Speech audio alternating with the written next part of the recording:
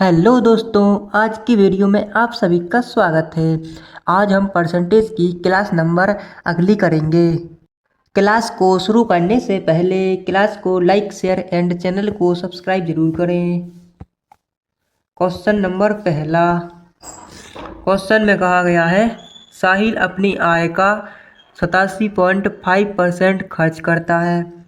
उसकी आय में 11 सही 1/9% की वृद्धि हो गई और उसके व्यय में 14.28% की वृद्धि हो गई। तो उसकी वर्तमान बचत प्रतिशत क्या है? तो इनकम बराबर होता है एक्सपेंडिचर प्लस सेविंग।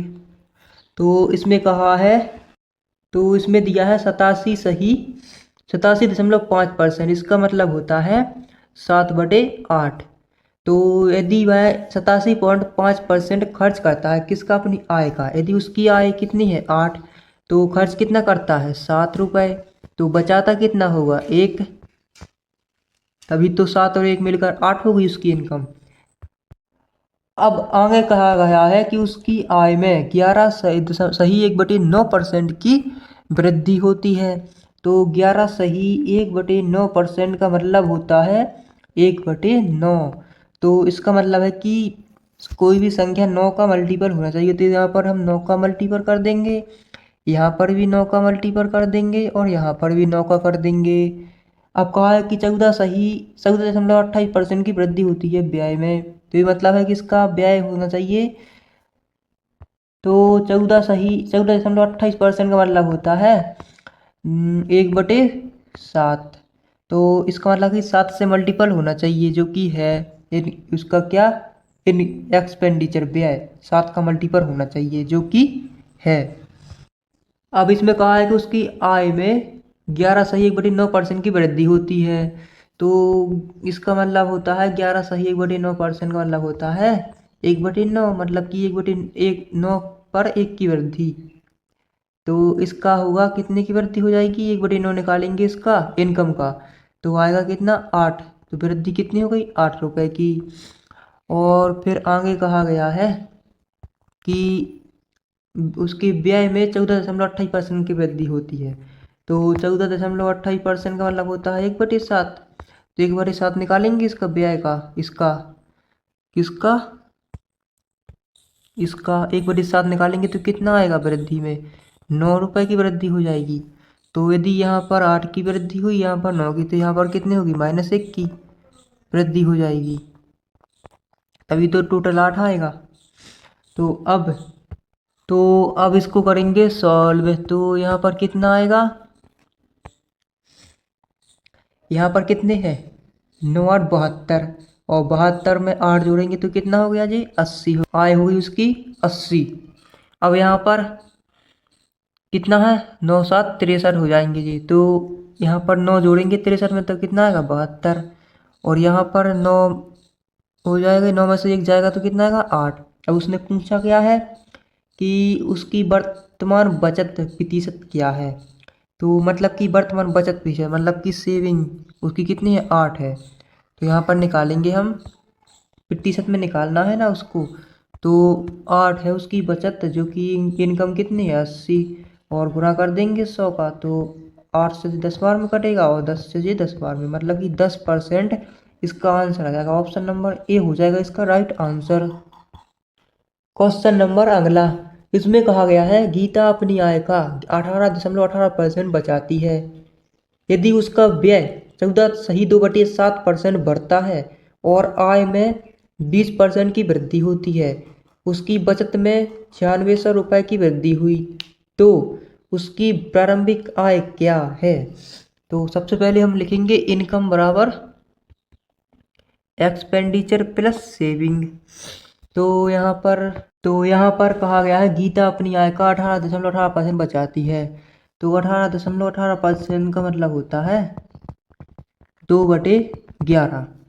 तो यदि उसकी आय हमने मानी कि कितनी है 11, तो वह बचाती कितनी है 2, तो फिर खर्च कितनी करती होगी 9।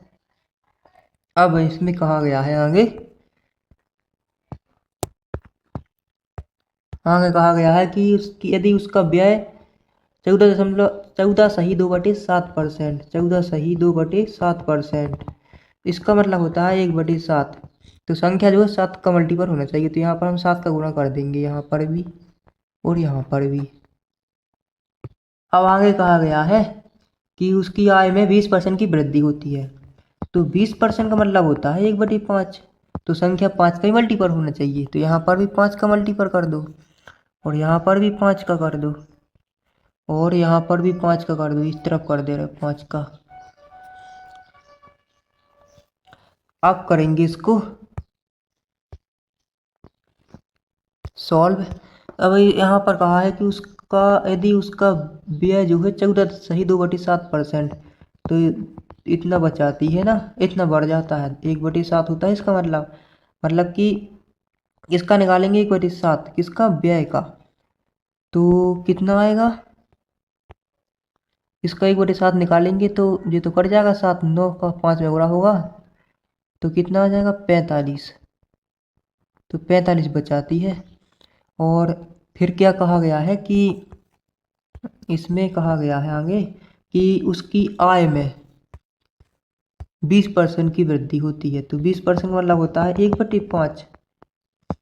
तो आय का 1/5 निकालेंगे तो ये 5 और ये 5 कट जाएगा और यहाँ पर बचेगा 11 और 7 कितना आ गया 77। तो कितनी बचाती है, यहाँ पर कितना आ गया 77 रुपये 77। अब यहाँ पर आएगा कितना, इनमें से इसमें से 77 में से 45 को माइनस करेंगे तो कितना आएगा 2 और यहाँ पर 3 आ जाएगा, तो इतना आ गया।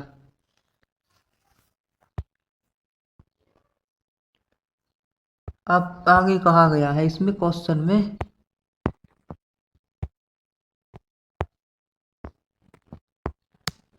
में कहा गया है कि उसकी बचत में इतने की वृद्धि होती है। तो उसकी बचत में कितनी की वृद्धि हुई है, 32 रुपये की हुई है ना वृद्धि, कितने की हुई है 32 रुपये की हुई है। जबकि वो कह रहा है कि 9600 रुपये की हुई है। तो 32 की वैल्यू दी हुई है हमें कितनी, 9600 रुपये।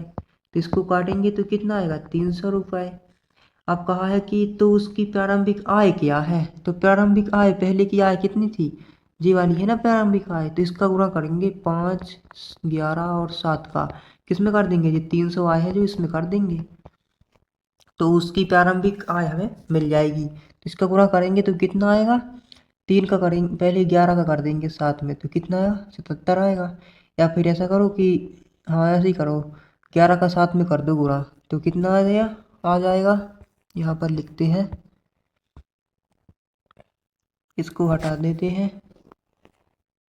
तो 11 का करेंगे साथ में तो कितना आ गया 77 और 5 का 3 में तो 5 दिए 15 और 2 जीरो,